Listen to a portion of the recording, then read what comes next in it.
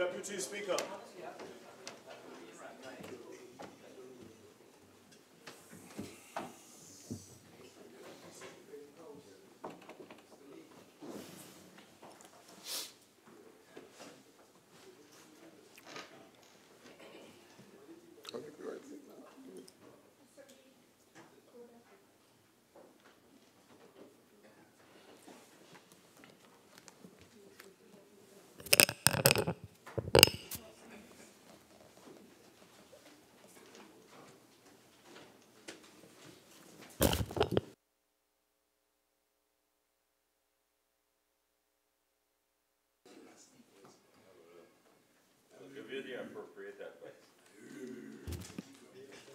Member for Tabakit, proceed. Thank you, Mr. Deputy Speaker. Mr. Deputy Speaker, just before the break, I made a reference to the Coleman report and Mr. Coleman's reference to the inadequacy of the regulations, as well as what he considered, whether veiled or otherwise, to be the negligence on the part of the central bank in terms of how well they supervise the insurance companies that caused this debacle, financial debacle in the country. But what I am very pleased about is a provision in Schedule 11 of this bill, which refers to post-sale communication. In other words, you can no longer sell somebody a policy and not communicate to them what is happening to their policy. And I want to just put on the record here, and for the benefit of our very attentive viewing audience, when it says here, post-sale communication, insurers should ensure that their post-sale documents and communications are clear, fair, complete, and do not mislead policyholders. Insurers shall ensure that information contained in post-sale documents and other forms of communication is accurate and up-to-date and clearly written. All appropriate and relevant information must be included in the communication. And this is what is particularly important, Mr. Deputy Speaker. The method of presentation of the information shall not disguise, diminish, or obscure important information. An insurer must make adequate disclosure to the policyholders of all relevant information on the performance of the insurance policies. Any and all options presented post-sale to policyholders must include information that is adequate enough to enable policyholders to make informed decisions. And the reason I'm pleased with the inclusion of this particular section in the schedule has to do with what happened to Carney workers. When they got their money and the UTC announced a plan that suggested to them that they will get 12% compounded annually for a number of years. And the ADB acted as a sort of agent and lent them money. And of course, what happened is that the fund never grew by 12% per year, which was promised, and the guys didn't get what they deserved and what they were promised. And all it ended up, they were the losers. And you know, that was for a while, it was called the sweetener loan to ex-Carney workers by the UTC. And it says in the newspaper article, the money was placed in the UTC under the individual retirement unit account. It was expected to yield an interest of 12% compounded over a 6-year period. Interest generated was expected to repay the loan and to provide a lump sum payment to ex-workers at the end of the period. So they promised them that, right? But they didn't live up to their promise. If you promise people that you're going to pay them 12%, that's the contract, right? But then the fund didn't perform in achieving the annual 12%. So they misled, the UTC misled them. Misled them by making a promise that was false, that they will get this 12% annually. And therefore, the UTC got away with it. But thankfully now we are at a stage where you have post-sale communication, and you have standards, standards of market conduct that are in Schedule 11 of this particular bill. And I think that is important to remind people, because when we talk about rogue elements, it's not just the private sector. Sometimes the state sector is also involved in these rogue behaviors, Mr. Deputy Speaker. Mr. Deputy Speaker, in the bill before us, the powers and duties of the inspector are clearly laid out between clauses 10 to 18. And I want to highlight the role of the inspector. You know why?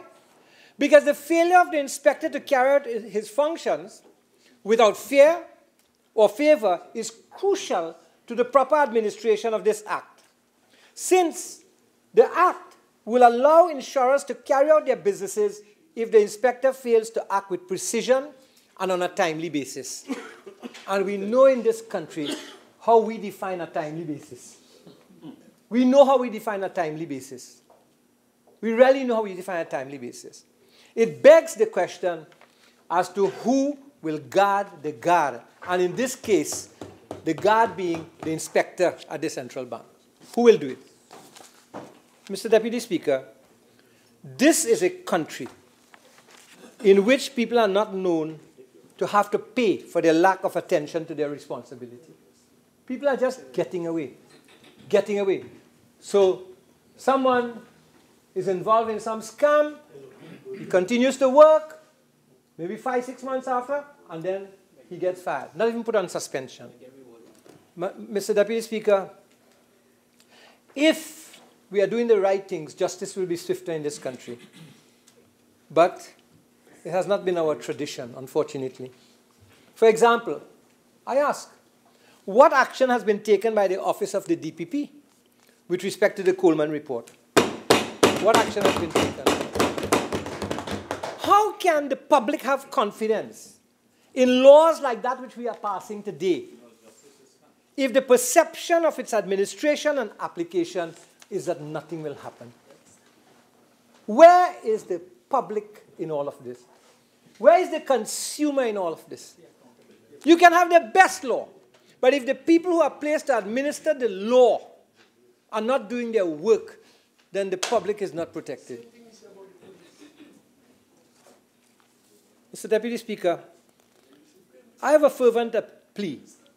My fervent plea is that within the hallowed walls of the central bank, that there be no compromises when it comes to measuring the performance of the insurance companies. The member for Diego Martin Northeast pointed out what is now expected of the insurance companies if they're to operate within the law. And I'm happy he did that, because the public ought to know that we are not joking inside this parliament when it comes to protecting their interests. Mr. Deputy Speaker, another matter that this law seeks to address is to deal with the regulation of privately administered pension fund plans. Now, it would be amazing for you to know how many active pension plans there are in the country. The Minister of Finance indicated that $50 billion is involved. $51 billion. But it is not just about active pension plans. There are two kinds of plans: active pension plans and pension plans in the process of being wound out. And I have here from the central bank documents 1, 2, 3, 4, maybe 5 pages of names of companies, pension plans that are in the process of being wound up. And I want to know, do people understand when a pension plan is being wound up? If it's wound up voluntarily, it's a different thing to if it's being wound up involuntarily of their problem. How many persons involved with these pension plans actually know what is happening to these plans? Where can we get information on the state of these pension plans? Because in addition to the ones being wound up, I have another 8 pages. 8 pages, each page about 30 or more. Remember, at this time, your initial 30 minutes has elapsed. You care to avail yourself of your additional 15? Yes, thank you very much. Kindly proceed. Active. And we need to ask questions. Who is really monitoring, and to what extent is this monitoring taking place by the central bank with respect to these pension plans? Because you see, I have a document with me which says instructions, semi-annual reporting for privately administered pension fund plans. And these semi-annual returns are to be completed by all pension plans for the periods January to June and July to December of each calendar year, and submitted within 45 calendar days of the end of the period to which the returns relate. And the returns should be forwarded to the Manager Regulations Unit, Attention Pension Plan Returns, Financial Institution Supervision Division, Central Bank of Trinidad and Tobago. Mr. Deputy Speaker, I want to know, of all these active pension plans that I have in my hand here, how many of these have submitted the requirements as are due under the Central Bank of Trinidad and Tobago? How many of them are within the law and have fulfilled their obligations? Because if they have not fulfilled their obligations, then the Central Bank must come out and publish that these have not fulfilled their obligations because billions of dollars of people's livelihood are invested in these plans. The Central Bank and the personnel who work at the Central Bank, they must be called to account to the public. This is not a matter of saying we can't give information. Because sometimes the people who are involved in these pension plans can't get the information. And therefore, I think that there is a duty for the Central Bank to tell the public how many of these active pension plans have submitted the required reports on a semi-annual basis, or how many are in deficit at this point in time. You see, Mr. Deputy Speaker, securing one's twilight years through savings is a necessary aspect of personal financial planning. And it is therefore imperative that plans into which people have invested their hard-earned monies are properly managed so that beneficial interests of the investor will be fulfilled at the time of retirement. Who are the ones managing these plans? And what penalties will be incurred if they mismanage these funds? Because let me tell you something, this is big business, you know. This is not hundreds of dollars business. This is billion-dollar business. And if you take people's money and you say you're going to invest it, don't be a Harry Hanarine. Don't be a Dupree. Don't play around with people's money. Don't play around with it. And that's why I ask, what has the DPP done with the Coleman report and the recommendations of the Coleman report? That is why people laugh at justice in this country. They laugh. But when you have a judicial system that is in disarray, as it is, then people lose confidence there. And that is a dangerous thing when you lose confidence in the judicial system in a country. Mr. Deputy Speaker, we have seen a mushrooming of investment options in the insurance industry, and as well as banks, encouraging people to save for their retirements and so on. And all these are privately administered pension plans. And that's why I ask, have they met their obligations to the central bank? But there's a bigger question I want to ask, Mr. Deputy Speaker. Passing laws is one thing. But to what extent is the central bank and the inspector department adequately staffed to carry out the functions that now are endowed upon it as a result of this new Insurance Act? To what extent are they adequately staffed or equipped? For example, in his winding up with the Minister of Finance, appraised this Parliament as to whether he perceives that the central bank is adequately staffed. You know, I feel that part of our process when laws like these are debated should be to bring before the appropriate parliamentary committee involved those who have to administer the law and to examine the level of preparedness or how soon they'll prepare and to set out a timetable for preparedness. Otherwise, these laws will remain on the books and nothing will happen. Because, Mr. Deputy Speaker, you know, permit me, so many of our institutions appear to be unprepared to ensure adequate compliance with law. Mr. Deputy Speaker, just look, as I mentioned earlier, the occupational safety and health situation and the application of the law. Look at the EMA. Look at the Standards Bureau. Look at town and country planning. So many people are doing so many wrong things. The town and country laws are there to apply, but they're not being applied. Look at the Institute of Marine Affairs. All of these institutions have to supervise and apply the tenets of the law. Is the central bank adequately prepared, adequately staffed to make this law effective? Other than this, you know what will happen, Mr. Deputy Speaker? We'll end up in something that this country is now famous for: excuse management. Management by excuses. The perennial excuse for non-management, for non-performance. We don't have people. We don't have supervisors. And so on and so forth. Because you see, there's a very serious situation with pension plans and the administration. I was going through a number of articles in the newspaper over time, and give you some of the headlines.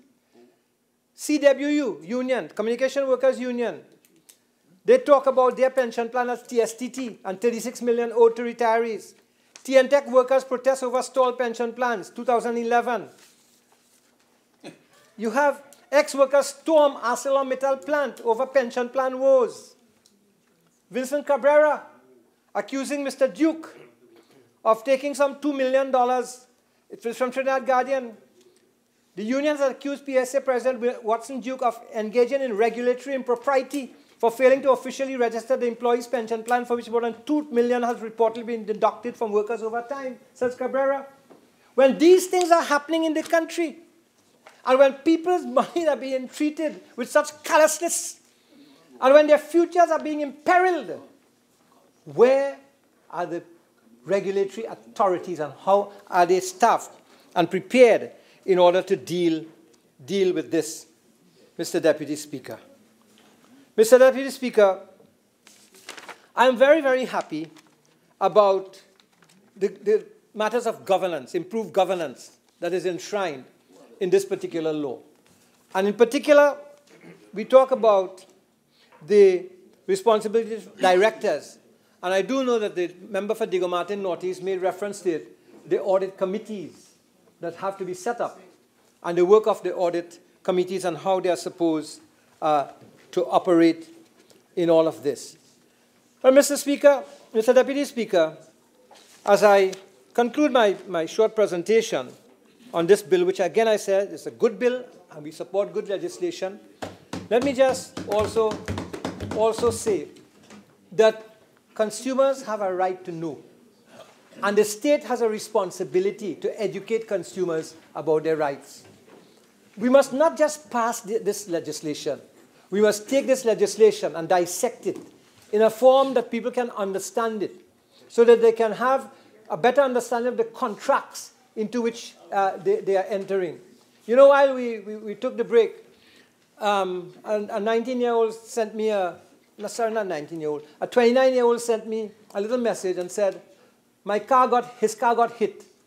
And when he went to claim on his comprehensive insurance, the first thing that they began to tell him was about excesses.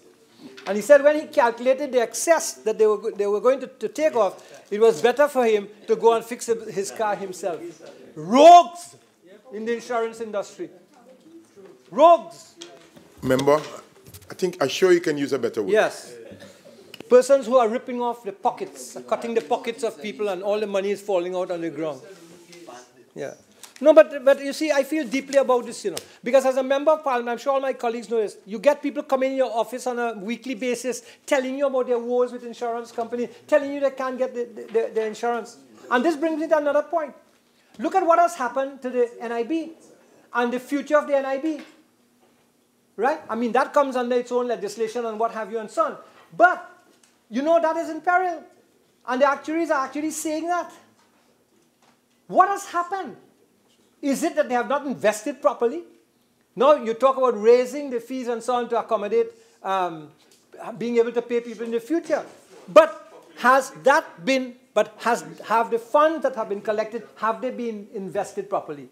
Are they bringing the returns that they should bring? If the Heritage and Stabilization Fund could be bringing you returns as the Heritage and Stabilization Fund is bringing you, why is it we could not invest the funds in the NIB in a way that also brought you a stream of income? It might be a foolish question. People say, I don't know what I'm talking about. But I know that if you have money and you invest it well, you should get a return. You should get a return. Where has the money, all that money from the NIB gone? Where has it gone? Into what has it gone? So I think it's important, Mr. Deputy Speaker, that we raise here in this House again, as we speak about this, the future of the persons who will have to benefit from the NIB. So, Mr. Deputy Speaker, these matters are of great concern. You cannot have laws and not have proper administrators. You cannot do that. And I am saying that I am not sure that the central bank is as equipped as we need them to be in order to do this. And I made reference also to other institutions like the EMA. Look how people complain about the EMA. The EMA is supposed to look at exhausts and so on, do testing of smoke emissions. They are not doing that. They're supposed to go and measure emissions in factories. They're not doing that. So what are you paying them for? What are you paying these high-priced people for? Everything in this country is an experiment, When are we going to make an instantaneous leap and say, I am, we are, and let's do it? Everything, experimenting. I mean, we can't grow corn and soya to feed fowl. We have to import all that and spend foreign exchange. Seriously. So, Mr. Deputy Speaker, I support this bill. The opposition supports this bill. And we are very happy that we are here today. Thank you very much.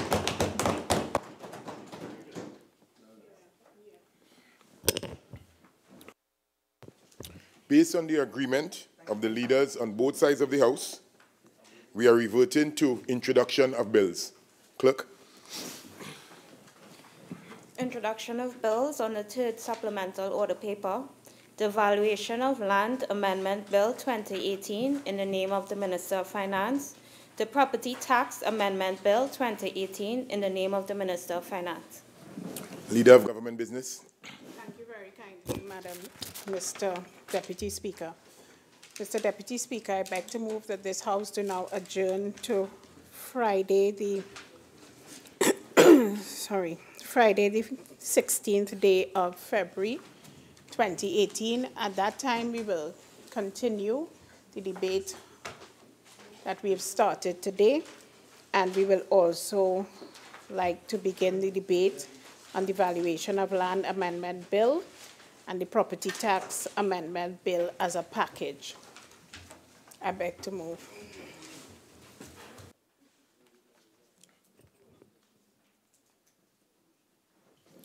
Honourable members, the question is that this House do now adjourn to Friday, February 16th, 2018. All in favor say aye. Aye. Those against say no. The ayes have it. This House now stands adjourned to February the 16th, Friday, February 16, 2018.